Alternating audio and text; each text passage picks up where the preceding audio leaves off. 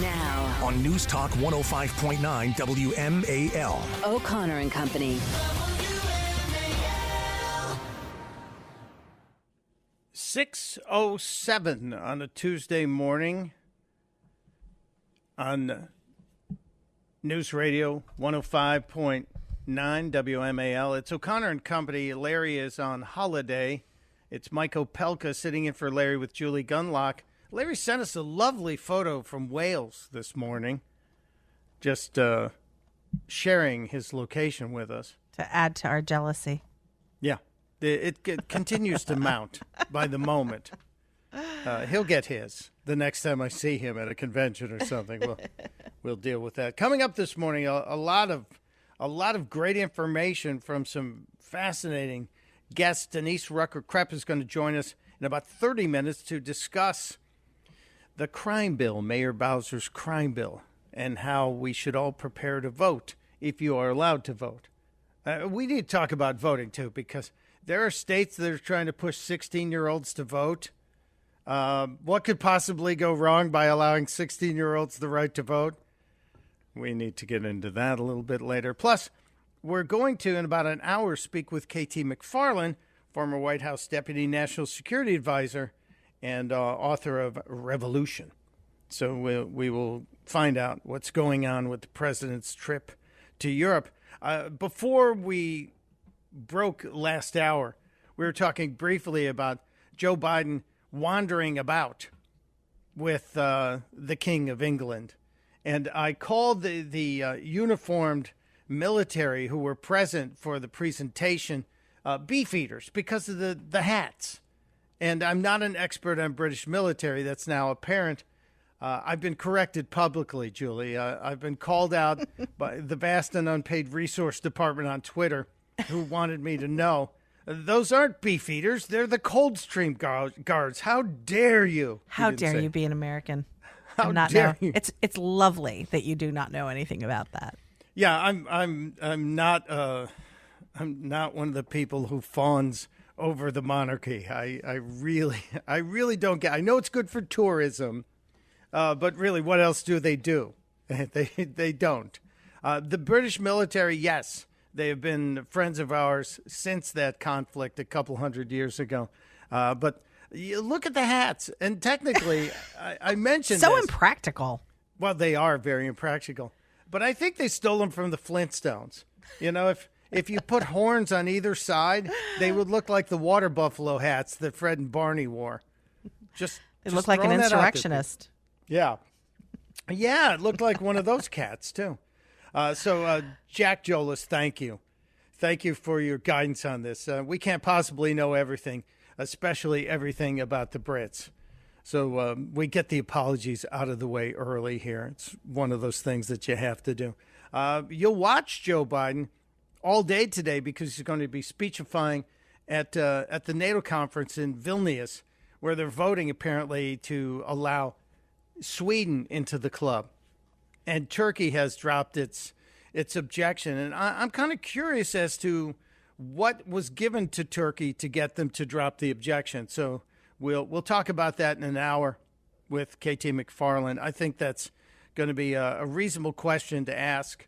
We'll also keep our eyes on what other deals are made on the sides at this NATO conference.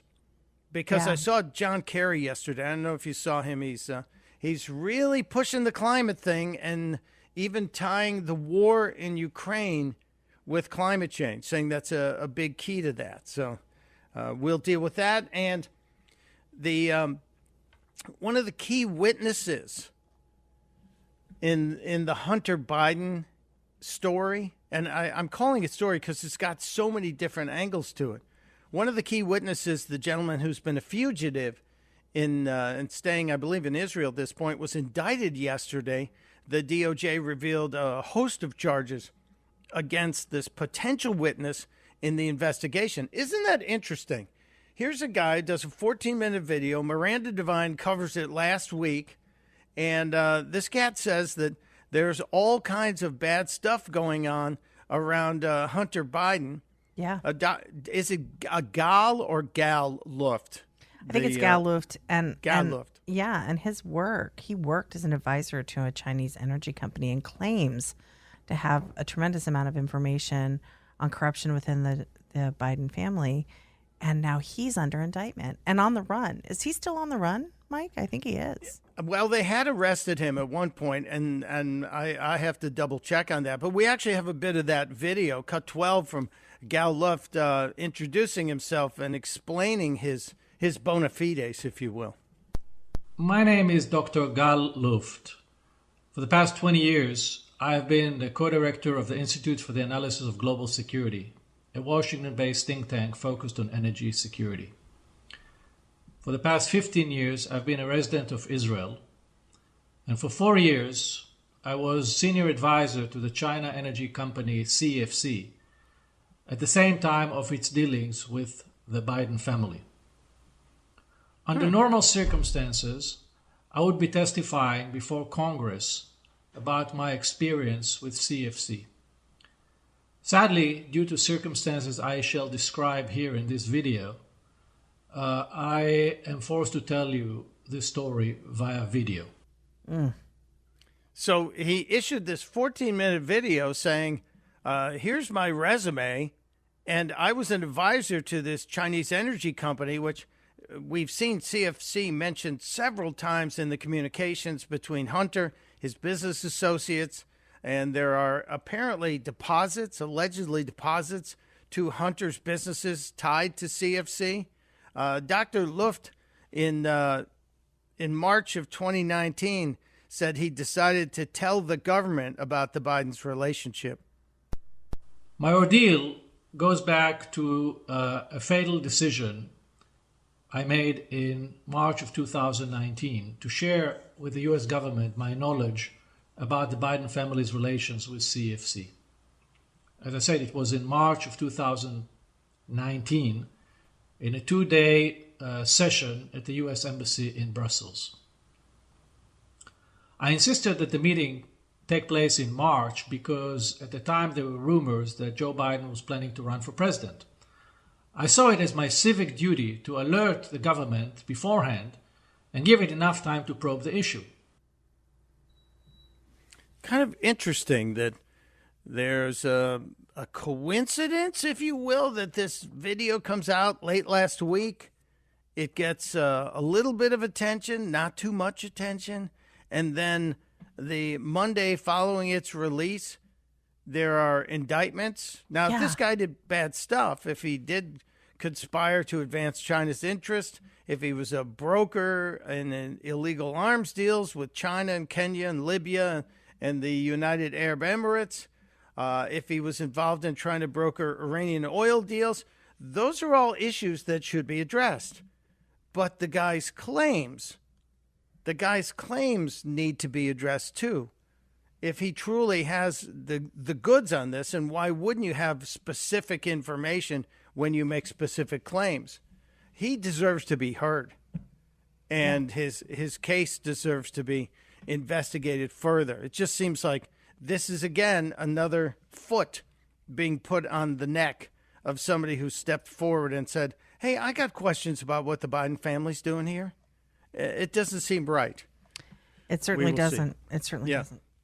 We will see. It is 15 minutes after 6 o'clock. WMAL. Making sense of the news. Live From the Home Paramount Pest Control Studios. Home Paramount, the leader in pest control since 1939.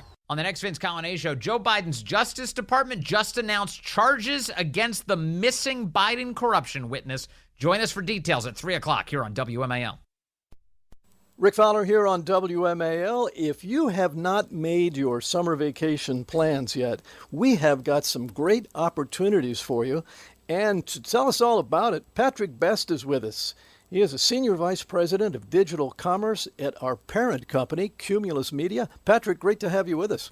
Thanks, Rick. It's great to be here. I appreciate it. If you haven't got your summer vacation plan squared away and you start to look at it and you look at the airfares and then you look at the hotel costs and you look at the food costs, it gets pretty pricey. But Patrick, you've got some great deals that can really make even a family vacation affordable this summer. We sure do. I'm super excited about this. We've partnered with a great company to offer 2 vacation packages that are great for your entire family. One is 5 days, 4 nights, all-inclusive vacation in Cancun for only $299. This includes all food, all drinks, transportation from the airport in a suite. You can have 2 adults and 2 children under the age of 11. And again, this is a 5-star resort for $299, all inclusive. We're also offering a Las Vegas vacation package for only $99, which is 4 days, 3 nights for $99. It's a $699 value. And you also receive a $100 slot play for free. And you also receive a $100 dining advantage card that allows you to use that money on property and at other restaurants to get some great deals on restaurants. So, I mean, you can't beat it. I would recommend that everyone go to sweetdeals.com right now and check out these packages. We offer a 30-day money-back guarantee, so you don't have to worry about it. If you have buyer's remorse after the fact, you can reach out to us and we'll give you your money back with no questions asked. So I think this is a great opportunity for our listeners. And again, it's a limited time offer. We only have 100 of the Cancun deal and 250 of the Vegas deal. So these are definitely going to go quickly. So I would check it out as soon as you can, sweetdeals.com. So, Patrick, how does the company save you like 86% on these really great packages? Okay, these are both promotional offers provided to us by the developers. And the goal for the developers is to get qualified families to come to the resorts to check them out. You do have to agree to go to a 90-minute presentation at both of these resorts in order for you to take advantage of the price. But I mean, who cares? You're there on all-inclusive in Cancun for 4 nights. You can do it anytime you're there on the property.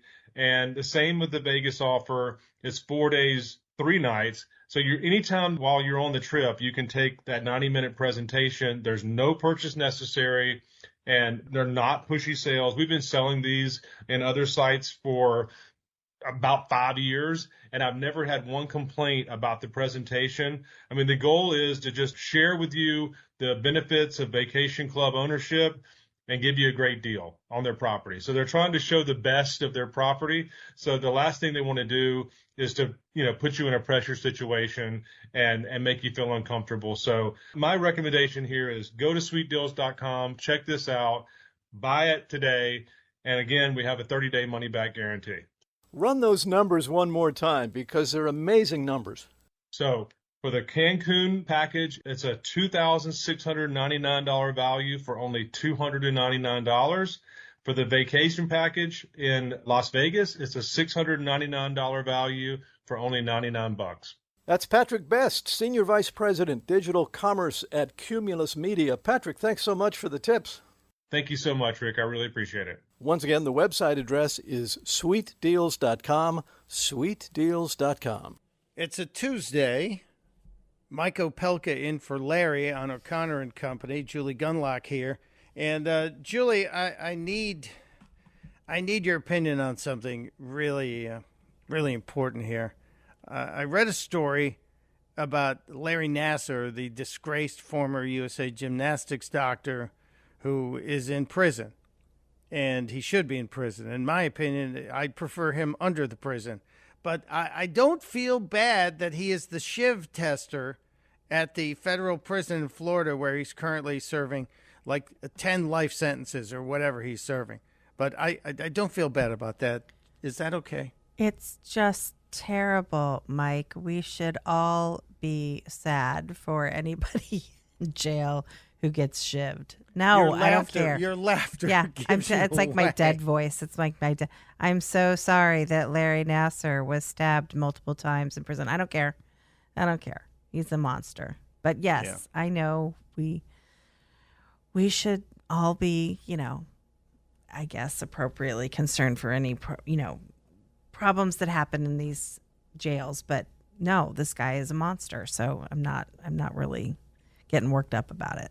I find it interesting that he's not in isolation, knowing that the abuse that he heaped on all of these young women was so horrific, and many of them, some of the most high profile of them, were women of color. And then he finds himself in a federal correctional institution, and probably was going to realize he would not be receiving a hero's welcome.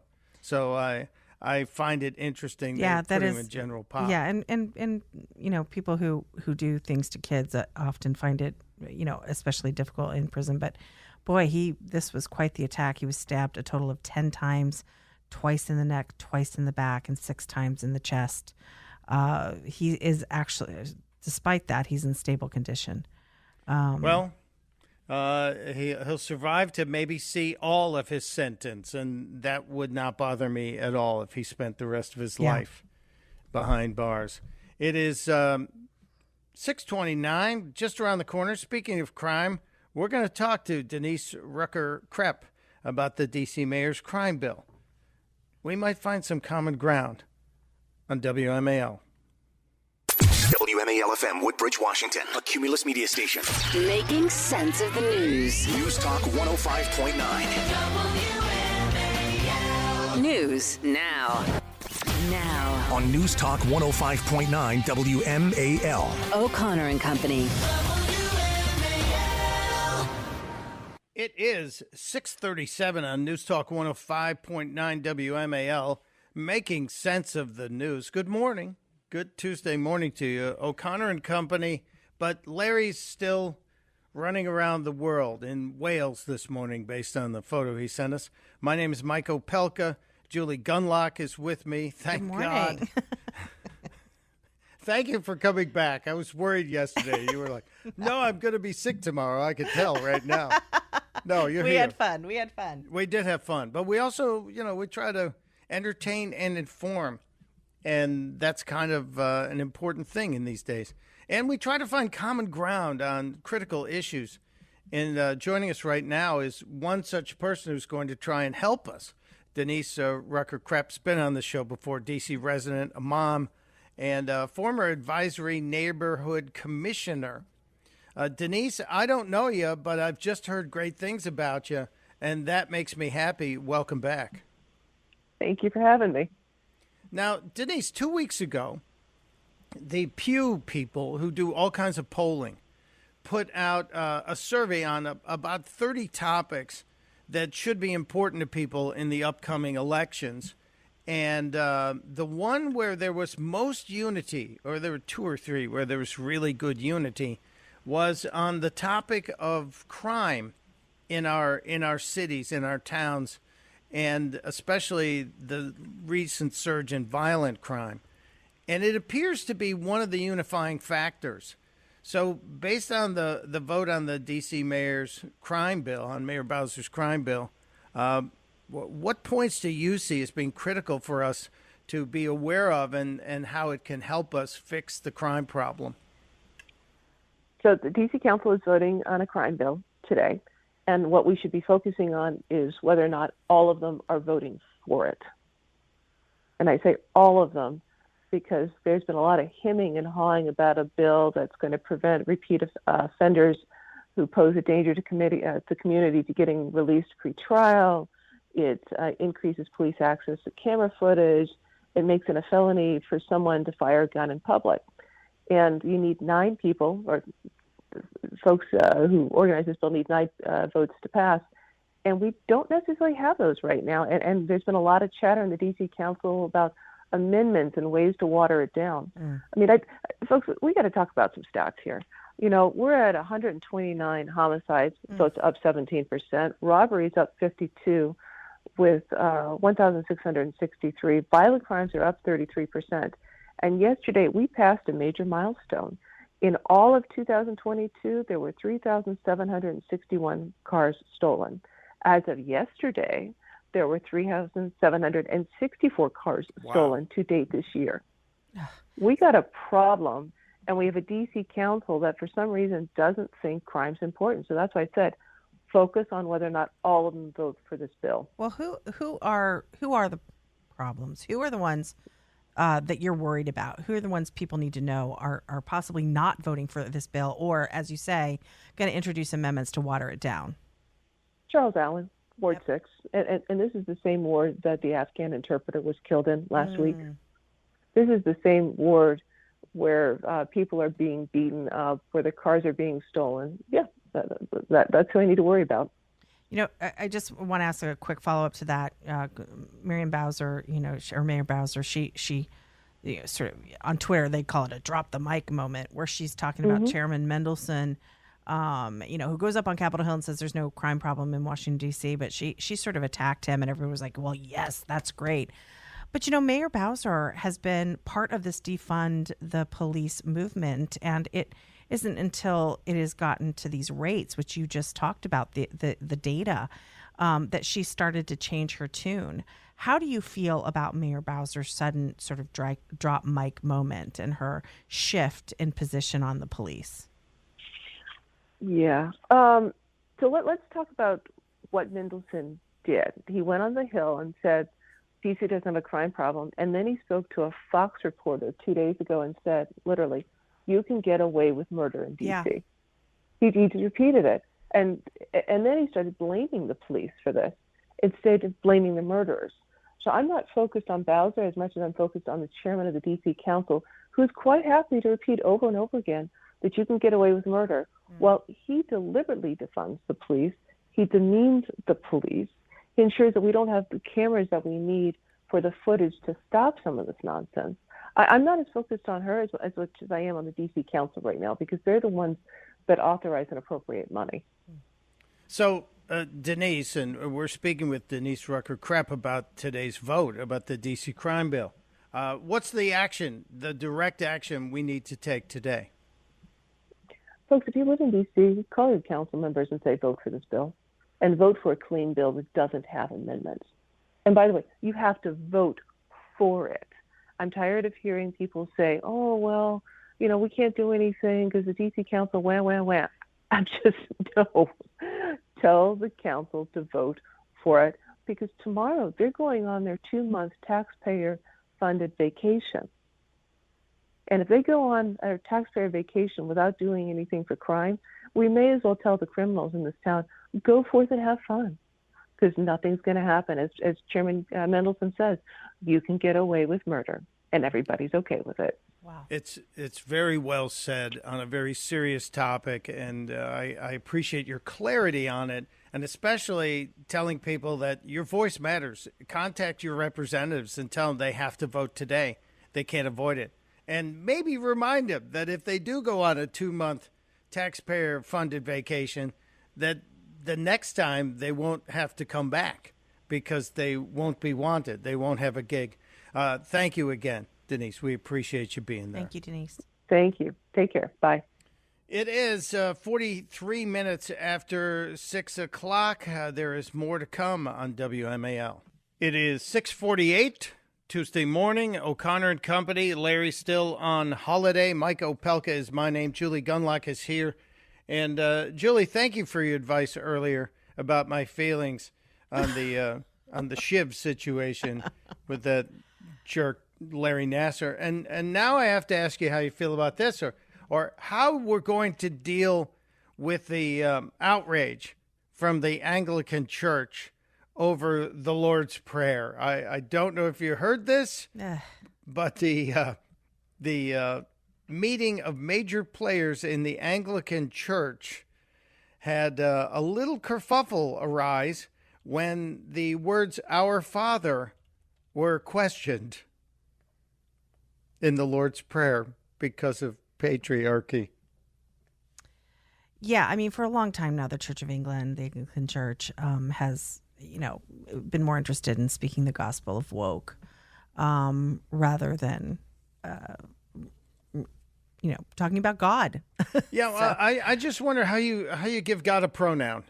That's what I'm trying to figure out here. So is this story about them finding Our Father problematic? Yes. The word Father is problematic. Oh, dear. In this. And this is all about a huge meeting. They opened the General Synod, and this one big voice in the Anglican Church at the General Synod said, I know the word father is problematic for those who experience of earthly fathers has been destructive and abusive, and for all of us who have labored rather too much from an oppressive patriarchal grip on life. Seriously. Well, look, again, this is this wokeism, right? Which is sort of grievance culture, is a religion. It is. It absolutely is. And we've seen this. Look, the religiosity in the country is down. People are not as, they're not as active in their churches anymore. We know this. People don't identify with a particular religion. And I think that has all contributed to the sort of lack of civil society that we see. Well, I'm with today. you on that. But it's okay to have a Satan club after school at the high school. You can have that, but right. You can't have a faith club for Christianity. Right. And now the Anglican Church has a problem with the Our Father, with the Lord's Prayer, wanting to remove the pronouns. I just wonder what's going to happen when somebody says, "Hail Mary, full of grace, blessed art thou among chest feeders," or birthing people. Where is this going? Seriously, this is blasphemous to me. I know that's a little over the top, but it sure feels like we're pushing the limits to their farthest extremes, and eventually it's going to burst. Eventually, again, the madness will push back. And again, we now have competing religions. We have a religion. There's the climate change. That's another religion. And this sort of grievance, this church of grievance, to always see microaggressions and problems within society. And I mean, my goodness, there's an article out this morning about how exercise is white supremacy. I mean, this is a religion. People are passionate about being woke. And it is now colliding with a church that's been around for quite a while. And you can't have both exist. And I think there are going to be some struggle sessions in some of these churches that are trying to combine them both. But you're right. It's much of this is blasphemy. Well, it's kind of my feelings on it. Some might not agree, but I advise you, under all the thunderstorms we've been seeing in the afternoons, maybe don't change God's pronouns right now, especially when there are electrical storms in the air. It is